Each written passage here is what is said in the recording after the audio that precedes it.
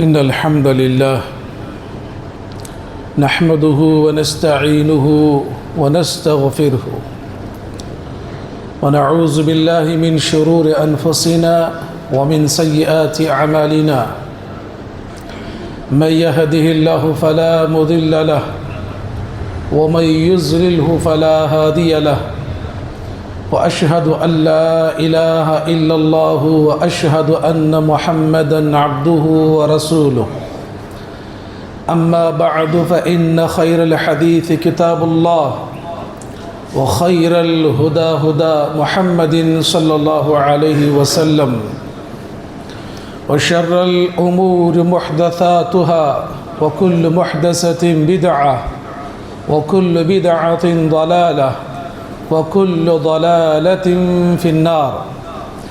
وقال الله تبارك وتعالى في القرآن المجيد: أعوذ بالله السميع العليم من الشيطان الرجيم من همزه ونفخه ونفثه. بسم الله الرحمن الرحيم. يا أيها الذين آمنوا اتقوا الله حق تقاته ولا تموتن إلا وأنتم مسلمون.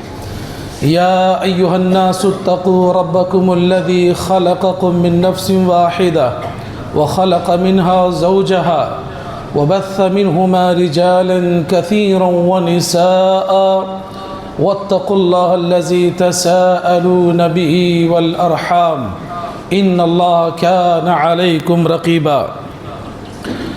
يا أيها الذين آمنوا اتقوا الله وقولوا قولا سديدا يصلح لكم أعمالكم ويغفر لكم ذنوبكم ومن يطع الله ورسوله فقد فاز فوزا عظيما. وقال الله تبارك وتعالى في موضع آخر: سبحان الذي أسرى بعبده ليلا من المسجد الحرام إلى المسجد الأقصى الذي باركنا حوله لنريه من آياتنا إنه هو السميع البصير. رب اشرح لي صدري ويسر لي أمري واحلل عقدة من لساني يفقه قولي. ہر قسم کی تعریف و توصیف، کبریائی و بڑائی اس اللہ وحدہ لا شریک لہ کے لیے جس نے ساری کائنات کو بنایا، جو کل کائنات کا خالق، مالک و رازق ہے. اللہ رب العالمین کی حمد و ثنا کے بعد درود و سلام ہو تمام پیغمبروں پر، خصوصاً میرے اور آپ کے پیارے نبی رحمت للعالمین سید المرسلین، امام کائنات، خاتم الانبیاء، امام الانبیاء، سید الانبیاء محمد رسول اللہ صلی اللہ علیہ وسلم پر، جن کو اللہ رب العالمین نے ہماری طرف رشد و ہدایت بنا کر کے مبعوث کیا تھا. محترم حضرات، میں اور آپ جس مہینے سے گزر رہے ہیں، اسلامی مہینوں میں ماہ رجب، غالباً آج ماہ رجب کی 24 تاریخ ہے. اس مہینے کے متعلق اللہ رب العالمین نے قرآن مجید کے اندر اور محمد رسول اللہ صلی اللہ علیہ وسلم نے اپنی احادیث کے اندر بڑے فضائل بیان کیے ہیں. یہ ایک ہی مہینہ نہیں ہے. قرآن کریم میں اللہ تعالیٰ نے سورہ توبہ میں فرمایا: ان عدت شہور عند اللہ 12 شہرا فی کتاب اللہ. اللہ رب العالمین فرماتا ہے کہ اللہ کی کتاب میں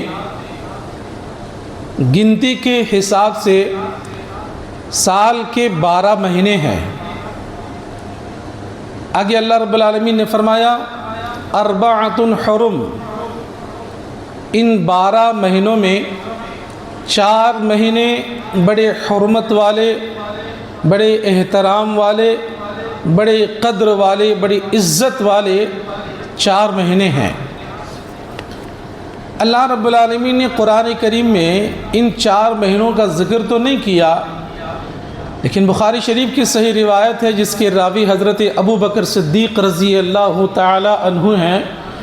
وہ کہتے ہیں کہ حجۃ الوداع کے موقع پر اللہ کے نبی صلی اللہ علیہ وسلم نے اس آیت کے مد نظر فرمایا کہ اللہ تعالیٰ نے جو کہا کہ اربعۃ حرم، سال کے 12 مہینوں میں جو 4 مہینے بڑے عزت و احترام والے ہیں، متوالیات، 3 ایسے مہینے ہیں جو کنٹینیو مسلسل آتے ہیں، ذوالقعدہ، ذوالحجہ والمحرم، یہ 3 مہینے مسلسل آتے ہیں۔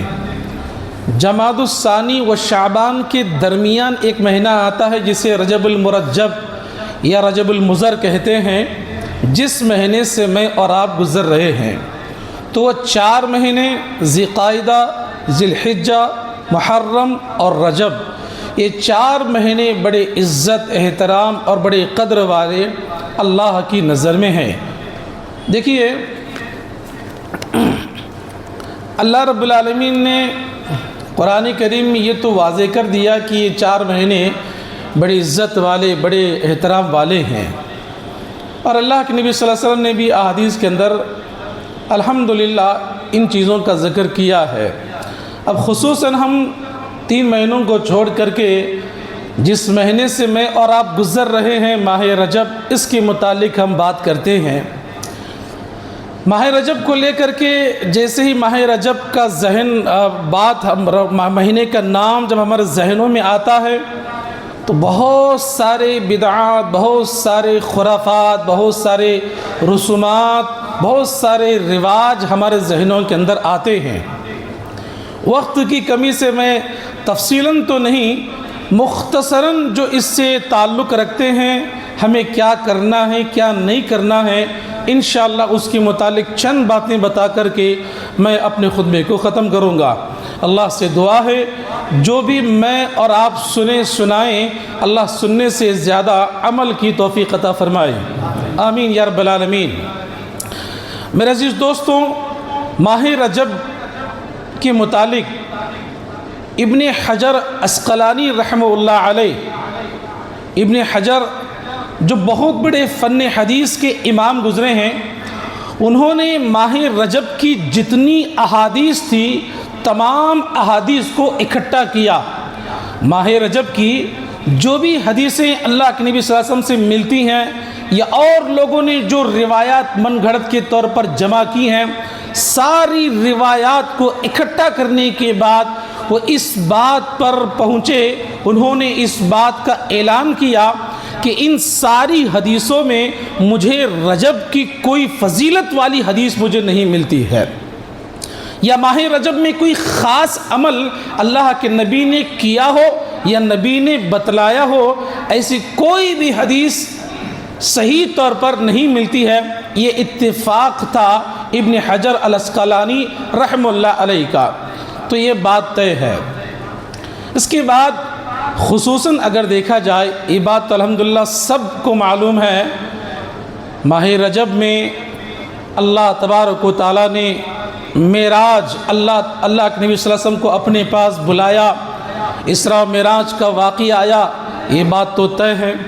لیکن اس کے علاوہ بہت سارے رسم و رواج ہمارے اندر پائی جاتی ہیں، ان رسم و رواج کو، ان بہت سارے بدعات و خرافات کا جو آج ہمارے ماحول میں جو منظر ہے، استغفر اللہ، ماہ رجب کی صحیح احادیث سے اس کا کوئی تعلق نہیں ہے۔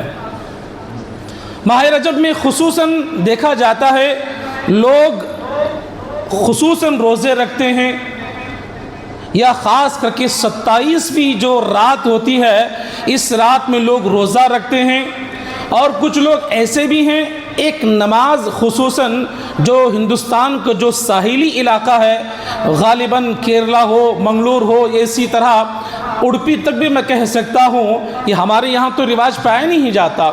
صلاۃ الرغائب کے نام سے ایک نماز پڑھی جاتی ہے، جس میں الگ الگ صورتیں، لمبی لمبی طویل نمازیں، یہ بھی ایک طرح کی بدعات ہے جو اس رات میں ادا کی جاتی ہے، اور دوسرے دن روزہ رکھا جاتا ہے، اور کرنے والے یہاں تک کہ قربانی بھی بڑے شوق کے ساتھ اس مہینے میں کرتے ہیں۔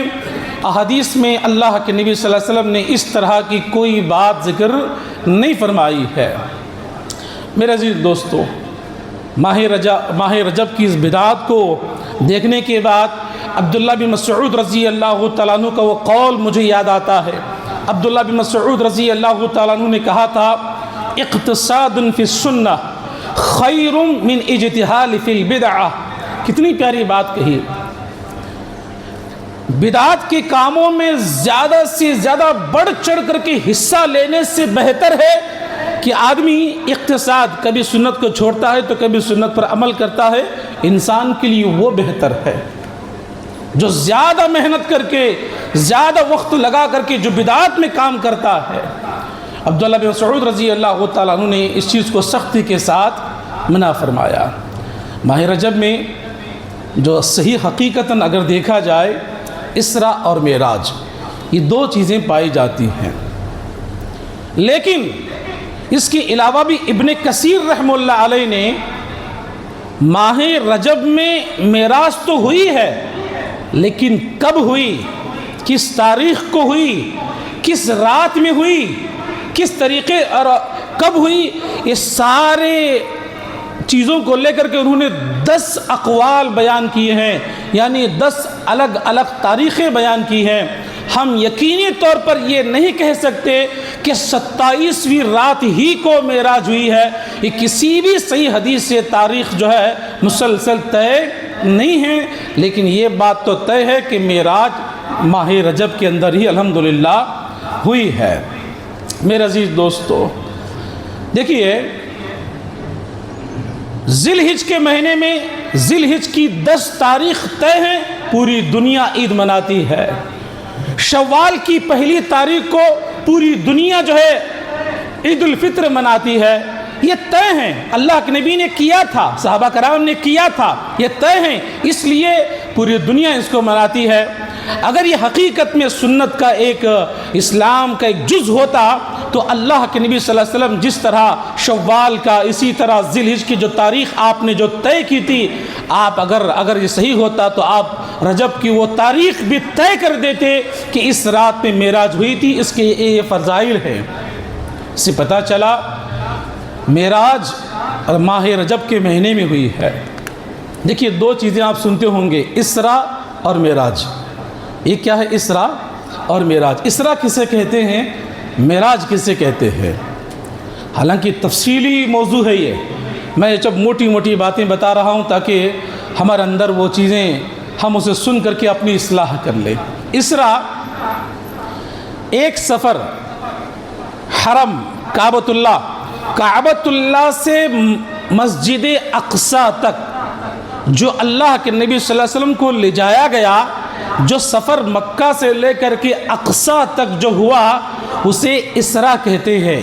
اور اقصیٰ سے لے کر کے آسمانوں پر جو آپ کا سفر ہوا، جہاں اللہ کے نبی صلی اللہ علیہ وسلم نے جہنم کا سیر کیا، جنت کے حالات دیکھے، اور بہت ساری اللہ کی وہ نشانیاں آپ صلی اللہ علیہ وسلم نے دیکھی، اسے معراج کہتے ہیں۔ مکہ سے اقصیٰ تک اسراء اور اقصیٰ سے آسمانی سفر، اسے معراج کہتے ہیں۔ میرے عزیز دوستوں، بہت سارا اس کے اندر بھی اختلاف ہے۔ لوگ کہنے والے کہتے ہیں کہ اللہ کے نبی صلی اللہ علیہ وسلم اپنی جسمانی طور پر نہیں گئے تھے، بلکہ آپ کو ایک خواب دکھایا گیا تھا اور آپ دنیا ہی کے اندر تھے۔ اس طرح کے لوگ بہت ساری باتیں اور من گھڑت روایات بیان کرتے ہیں۔ اس کے متعلق حافظ ابن کثیر رحمہ اللہ علیہ نے بڑی پیاری بات کہی۔ انہوں نے کہا، وَهَذَا مَذْهَبٌ جُمْهُورِ السَّلَفِ وَالْخَلَفِ بِأَنَّ الْإِسْرَاءَ كَانَ بِبَدْنِهِ وَرُوحِهِ۔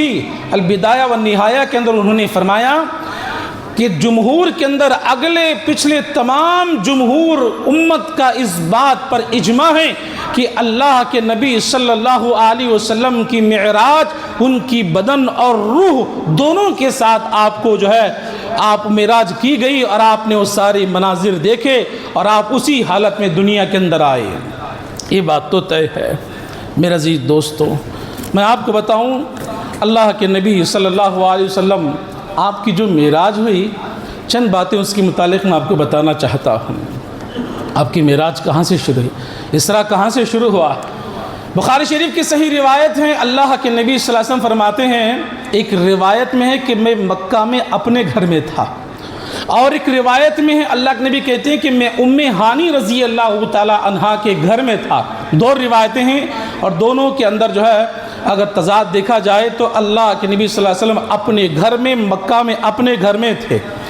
اللہ کے نبی صلی اللہ علیہ وسلم فرماتے ہیں مجھے مکہ سے اقصیٰ تک لے جانے سے پہلے ایک واقعہ میرے ساتھ پیش آیا، جس وقت ایک رات جب اپنے میں گھر میں سو رہا تھا، آسمان سے جبرائیل علیہ السلام میری چھت پر نازل ہوئے اور چھت کو انہوں نے نکالا اور میرے بستر کے پاس آئے، مجھے وہاں سے میرے گھر سے نکال کر کے بیت المقدس یعنی کعبۃ اللہ میں جو لوگ عمرہ وغیرہ جو حج کو جاتے ہیں، حتیم کا ایک تھوڑی سی جگہ ہے جسے حتیم کہتے ہیں، اللہ کے نبی نے فرمایا مجھے وہاں لے جا کر کے تھوڑی دیر کے لیے مجھے وہاں بٹھایا گیا۔ وہاں جانے کے بعد میری کیفیت ایسی تھی، نہ میں سو رہا تھا نہ میں مکمل طور پر جاگ رہا تھا، بلکہ ایک عجیب سی اونگ مجھ پر طاری تھی اور میں ایک عجیب سی بے ہوشی کی حالت میں تھا۔ اس کے بعد اللہ کے نبی صلی اللہ علیہ وسلم فرماتے ہیں مجھے اس جگہ پر ایک ایسا میرے ساتھ معاملہ پیش آیا، ایک سونے کی تشتری، ایک سونے کا برتن جسے کہتے ہیں، وہ لایا گیا، اور لانے کے بعد اللہ کے نبی صلی اللہ علیہ وسلم فرماتے ہیں سینے سے لے کر کے ناف تک جو ہے میرے سینے کو چیرا گیا اور میرے جسم سے اس میرے دل کو نکال کر کے سونے کی تشتری میں رکھا گیا اور زمزم کے پانی سے دھویا گیا، اور حکمت اور دانہ یعنی اس میں حکمت ڈالی گئی، اس کے اندر ایمان ڈالا گیا، اور اس کے بعد اس دل کو اسی جگہ پہنچایا گیا جہاں سے انہوں نے میرے جسم سے نکالا تھا۔ الحمدللہ میرا جسم بالکل صحیح ہو گیا۔ یہ معراج سے پہلے کا یہ واقعہ میرے ساتھ ہوا۔ اس کے بعد اللہ کے پیارے نبی محمد رسول اللہ صلی اللہ علیہ وسلم فرماتے ہیں اس کے بعد کیا ہوا، ثم اوتیت بدابۃ ابیض یقال له براق۔ اس کے بعد اللہ کے نبی فرماتے ہیں ایک ایسے جانور کو میرے پاس لایا گیا، ایک ایسا جانور تھا یقال له براق۔ اللہ کے نبی نے فرمایا کہ اسے براق کے طور پر آواز دے رہے تھے، براق کے طور پر اس کو پکارا جاتا تھا، فوق الحمار ودون البغل۔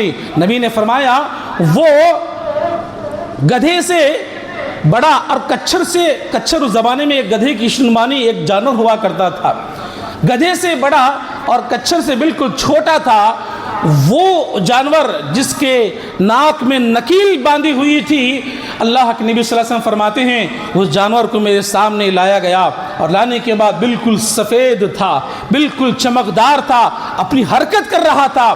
حرکت کی وجہ سے جبرائیل علیہ السلام نے کہا، اس جانور سے کہا، کیا بخاری اور مسلم کی صحیح روایت ہے، نبی فرماتے ہیں جبرائیل نے کہا تم حرکت کر رہے ہو، تم جانتے ہو تمہارے اوپر جو سوار ہونے والے ہیں اس دنیا کے سب سے معزز انسان ہے، اس دنیا کے بڑے اعلیٰ پیغمبر ہیں۔ اس سننے کے بعد وہ جو براق وہ اپنی جگہ حرکت کرنا بند کر دیا، اور وہاں سے اللہ کے نبی صلی اللہ علیہ وسلم کا جو ہے سفر شروع ہوا، اقصیٰ سے لے کر کے مدینہ مکہ سے لے کر کے جب آپ صلی اللہ علیہ وسلم اقصیٰ پہنچے، اقصیٰ پہنچنے کے بعد بیت المقدس جو آج جو ہے الحمدللہ مسلمانوں کا جو اول جو قبلہ تھا، جو فلسطینیوں کا ہے، جو آج یہودیوں کے قبضے میں ہیں، اور دن بدن کئی سالوں سے یہ حالات دیکھتے آ رہے ہیں کہ وہاں پر کتنے ظلم اٹھائے جا رہے ہیں۔ یہ جو مسجد اقصیٰ ہے اس کے فضائل یہ ہیں کہ اللہ کے نبی صلی اللہ علیہ وسلم فرماتے ہیں 3 جگہ آپ جو ہے زیارت کی نیت سے جا سکتے ہیں، ایک مکہ ہے، دوسرا مدینہ ہے، اور تیسرا جو ہے وہ وہی بیت المقدس ہے، جہاں ایک فرض نماز پڑھنے سے آپ کو اللہ تبارک و تعالی 500 فرض کی نماز کے برابر اللہ ثواب عطا کرتا ہے۔ اس بیت المقدس میں جب میں وہاں پر پہنچا، میرے اس براق کو باندھا گیا، جب میں اندر داخل ہوا، اللہ اکبر، میں نے تمام پیغمبروں کو وہاں دیکھا۔ نبی کائنات فرماتے ہیں اللہ تبارک و تعالیٰ نے مجھے وہ فضل عطا کیا کہ ان تمام پیغمبروں کی جو ہے میں نے امامت کروائی، امامت کروانے کے بعد 2 رکعت میں نے ادا کی۔ 2 रकात मैंने पढ़ाई और फिर वहाँ से मेरा सफ़र शुरू हुआ। मोहम्मद रसूलुल्लाह सल्लल्लाहु अलैहि वसल्लम फरमाते हैं, अल्लाहु अकबर, आप फरमाते हैं अभी मेराज को जाने से पहले जिब्रील अलैहिस्सलाम अल्लाह के नबी के पास आए और फरमाया सुम्मा इंतलकना हत्ता आतैना अस्समाअ अद्दुनिया। अल्लाहु अकबर। अल्लाह के नबी सल्लल्लाहु अलैहि वसल्लम के सामने एक बर्तन पेश किया गया, 2 बर्तन पेश किए गए, एक शराब का था, एक दूध का था। इन दोनों में से आप कौन सा इख्तियार करेंगे? अल्लाह के नबी फरमाते हैं मैंने दूध को इख्तियार किया, मैंने शराब को छोड़ दिया। जिब्रील अलैहिस्सलाम कहते हैं कि जैसे मैंने दूध को लिया, जिब्रील अलैहिस्सलाम कहते हैं कि आपने फितरत को इख्तियार किया है। अगर आप शराब को इख्तियार करते आपकी उम्मत गुमराह हो जाती। उसके बाद इमाम कायनात मोहम्मद रसूलुल्लाह सल्लल्लाहु अलैहि वसल्लम फरमाते हैं जब मैं जिब्रील अलैहिस्सलाम के साथ उस बुराक में जब मैं पहले आसमान पर पहुंचा। मेरे अजीज दोस्तों, ये बातें हमें इसलिए मालूम होनी चाहिए कि हकीकत में अहादीस में मेराज की क्या हकीकत है और कितना अल्लाह के नबी के साथ हुआ। और जितनी आज जो मन घड़त बातें बताते हैं, इसकी तमीज़, इसका फ़र्क मुझे और आपको मालूम होना चाहिए, इसलिए बयान किया जाता है। पहले आसमान पर पहुँचे, दरवाज़े पर खटखटाया गया, आवाज़ लगाई गई, फरिश्तों ने कहा कौन है? जिब्रील अलैहिस्सलाम ने कहा हम हैं और हमारे साथ मोहम्मद रसूलुल्लाह सल्लल्लाहु अलैहि वसल्लम है। अल्लाहु अकबर। ये सुनने के बाद दरवाज़ा खोला गया। दरवाज़ा खोलने के बाद पहले आसमान पर जिस पैगंबर से अल्लाह के नबी सल्लल्लाहु अलैहि वसल्लम की मुलाकात हुई वो कौन थे? वो हम सब के बाप हज़रत आदम अलैहिस्सलाम थे। आदम अलैहिस्सलाम ने जब अल्लाह के नबी को देखा तो क्या कहा? मरहबन बिन नबी सालेह व इब्न सालेह, ऐ मेरे सालेह बेटे, ऐ मेरे सालेह नबी, तुम्हारा यहाँ आना मुबारक हो। और अल्लाह के नबी सल्लल्लाहु अलैहि वसल्लम को गले से लगाया और वहाँ पर सलाम दुआ के साथ इमाम कायनात अल्लाह के नबी सल्लल्लाहु अलैहि वसल्लम और आगे बढ़े। आगे बढ़ने के बाद जब आप दूसरे आसमान पर पहुंचे, दरवाज़ा खटखटाया गया, वहाँ भी वैसा मामला हुआ। कहा गया कौन है? अंदर से आवाज़ आई मैं हूँ, मेरे साथ मोहम्मद रसूलुल्लाह सल्लल्लाहु अलैहि वसल्लम है। जब दूसरा दरवाज़ा खोला गया, आप जानते हैं कि वहाँ पर कौन थे? अल्लाहु अकबर। दूसरे दरवाज़े में हज़रत यहिया और हज़रत ईसा, जो दोनों खालाजाद भाई हैं, ये 2 पैगंबर अल्लाह के नबी सल्लल्लाहु अलैहि वसल्लम ने जिनसे दूसरे आसमान पर मुलाकात की, वहाँ भी उन दोनों पैगंबरों ने अल्लाह के नबी को खैर की दुआ की। और खैर की दुआ करने के बाद आप सल्लल्लाहु अलैहि वसल्लम का वहाँ से आगे सफ़र हुआ। सफ़र होने के बाद जब आप तीसरे आसमान पर पहुँचे, तीसरे आसमान पर पहुँचने के बाद वहाँ भी वही मामला हुआ। और सलाम पयाम के बाद जब दरवाज़ा खोला गया, तीसरे आसमान पर सुबहान अल्लाह हज़रत यूसुफ़ अलैहिस्सलाम से मुलाकात हुई। यूसुफ़ अलैहिस्सलाम को जब अल्लाह के नबी ने देखा, आपने फरमाया वइज़ा हुवा क़द अअता शतरुल हसन, अल्लाह के नबी ने फरमाया दुनिया की आधी खूबसूरती अल्लाह ने हज़रत यूसुफ़ को अता की थी। बुखारी मुस्लिम की सही रिवायत है। उसके बाद अल्लाह के नबी फरमाते हैं जब मैं चौथे आसमान पर पहुंचा, चौथे आसमान पर पहुंचने के बाद वहाँ जो पैगंबर थे हज़रत इदरीस अलैहिस्सलाम, हज़रत सालेह अलैहिस्सलाम, उनसे भी दोनों से मुलाकात हुई। उन्होंने भी अल्लाह के नबी के जो है आपके लिए खैर की दुआ फरमाई। मोहम्मद रसूलुल्लाह सल्लल्लाहु अलैहि वसल्लम फरमाते हैं हम वहाँ से आगे बढ़े। आगे बढ़ने के बाद 5वें आसमान पर जब मैं पहुंचा, वहाँ भी गुफ्तगू हुई। सलाम पयाम के बाद 5वें आसमान में जिस पैगंबर से मुलाकात हुई वो कोई और नहीं, वो हज़रत हारून अलैहिस्सलाम थे। हारून अलैहिस्सलाम से मुलाकात के बाद इमाम कायनात फरमाते हैं मुझे और ऊंचे आसमान की तरफ ले जाया गया। जब छठे आसमान पर जब मैं पहुंचा, वहाँ कलीमुल्लाह हज़रत मूसा अलैहिस्सलाम से मुलाकात हुई। मुलाकात होने के बाद सलाम व पयाम हुआ। सलाम व पयाम होने के बाद अल्लाह के नबी फरमाते हैं जब मैं वहाँ से पलट करके जा रहा था, मूसा अलैहिस्सलाम ने रोना शुरू कर दिया, आंखों से आंसू जारी हुए। जिब्रील अलैहिस्सलाम से अल्लाह के नबी ने पूछा कि ये क्यों रो रहे हैं? नबी ने कहा कि मूसा तुम क्यों रो रहे हो? मूसा अलैहिस्सलाम कहते हैं ये नौजवान इस दुनिया के अंदर ये मेरे बाद आया है, लेकिन जो है इसकी उम्मत मेरे उम्मत से पहले जन्नत में जाएगी। اس کی امت جو ہے، اس کی امت کے لوگ میری امت سے بھی زیادہ، امت محمدیہ زیادہ جنت میں جائیں گے، اس لیے مجھے رونا آ رہا ہے۔ اللہ کے نبی صلی اللہ علیہ وسلم فرماتے ہیں میں وہاں سے آگے بڑھا، جب میں آخری آسمان 7ویں آسمان پر جب میں پہنچا، وہاں جو ہے خلیل اللہ حضرت ابراہیم علیہ السلام سے ملاقات ہوئی۔ اور حضرت ابراہیم علیہ السلام کہاں تھے؟ آج جو ہمارا کعبۃ اللہ ہے، جہاں ہم حج اور طواف کرنے کے لیے اور ہم عمرہ کرنے کے لیے جاتے ہیں، بالکل کعبۃ اللہ جس جگہ پر ہے، آسمان کی بالکل سیدھے اسی کی جانب اونچائی پر ایک گھر ہے، جسے بخاری میں اللہ کے نبی نے فرمایا اس کا نام بیت معمور ہے۔ بیت معمور ہے، اس بیت معمور کو ٹیک لگائے ہوئے سہارا دے کر کے ابراہیم علیہ السلام بیٹھے ہوئے تھے۔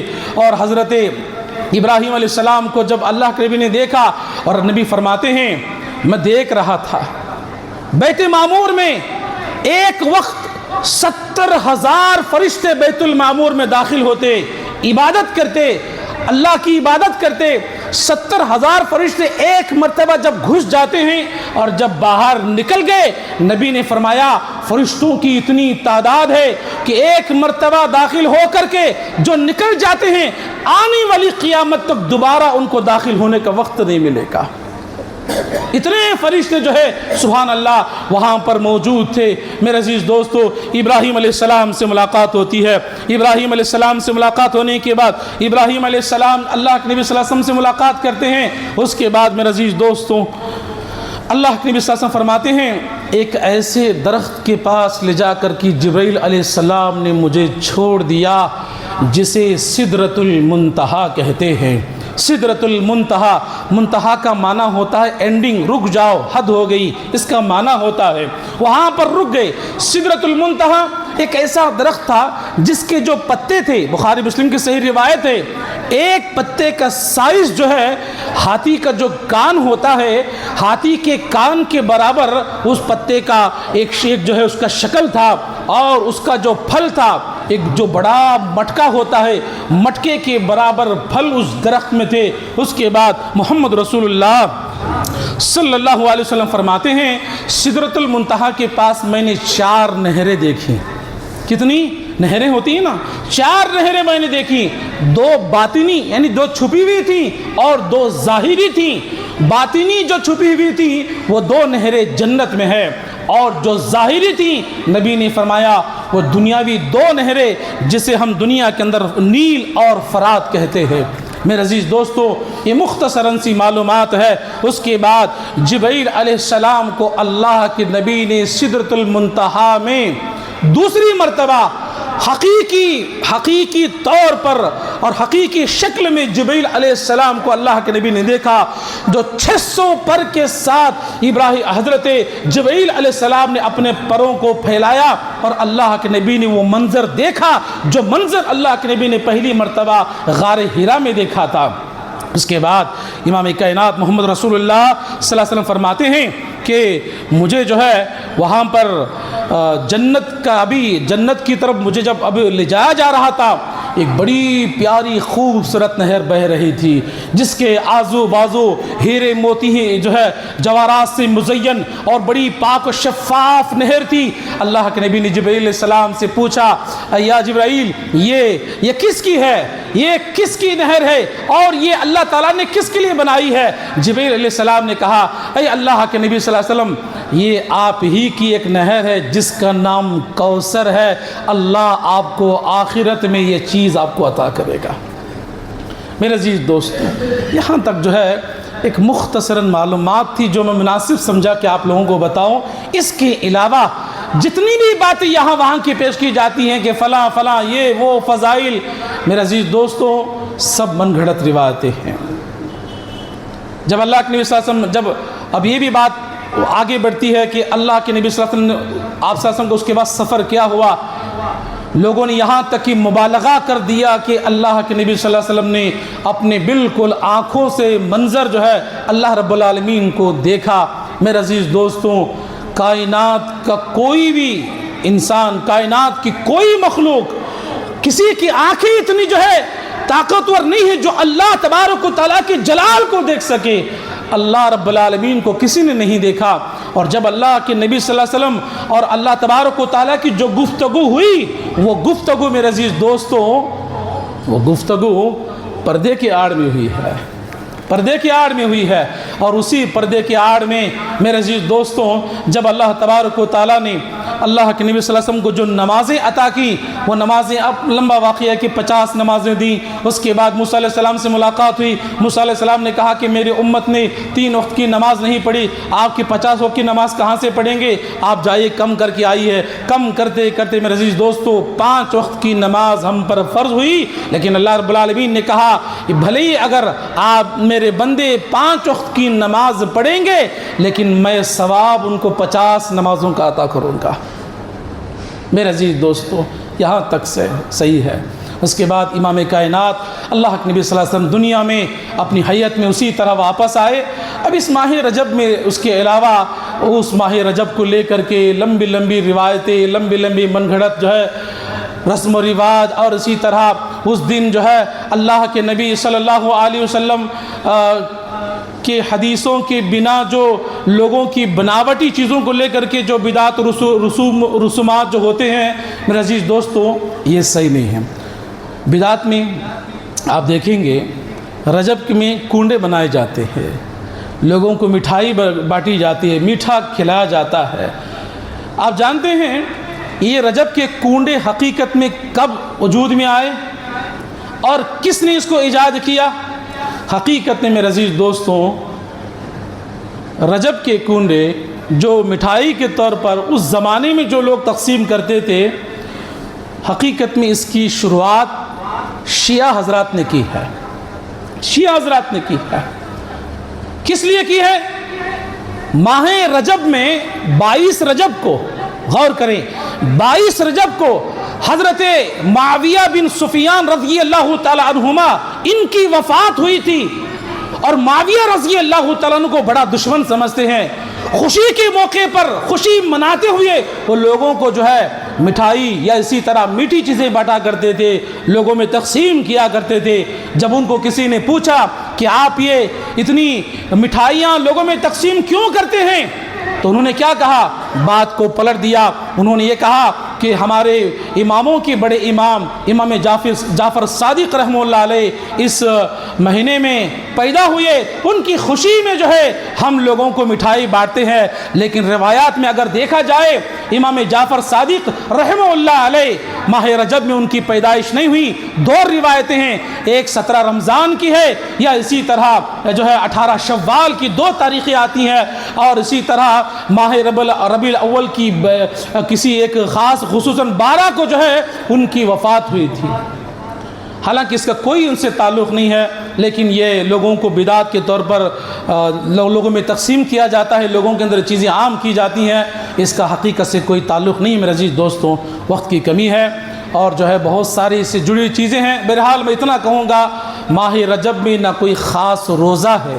ہاں رجب میں اگر آپ کی عادت ہے آپ جمعرات یا اسی طرح پیر کا روزہ رکھتے ہیں، یا ایام بیض ہے جو عربی کی 13، 14، 15 جو تاریخ ہے، اگر آپ اس میں روزہ رکھتے ہیں اس کے طور پر اگر آپ روزہ رکھیں کوئی حرج کی بات نہیں ہے۔ لیکن خصوصاً ماہ رجب کی رات میں جاگنا اور پوری رات جو ہے الگ الگ ذکر و اذکار کرنا، صبح روزہ رکھنا، کھلانا پلانا، دعوتیں کرنا، اللہ اکبر، اس کا اسلام سے صحیح طور پر کوئی تعلق نہیں ہے۔ اللہ رب العالمین سے میں دعا کرتا ہوں اللہ تبارک و تعالی مجھے اور آپ کو سنت کے مطابق زندگی گزارنے کی توفیق عطا فرمائے، بدعات و خرافات سے اللہ ہماری حفاظت فرمائے، آمین یا رب العالمین۔ اقول قولی ھذا استغفر اللہ لی ولکم ولسائر المسلمین والحمد للہ رب العالمین۔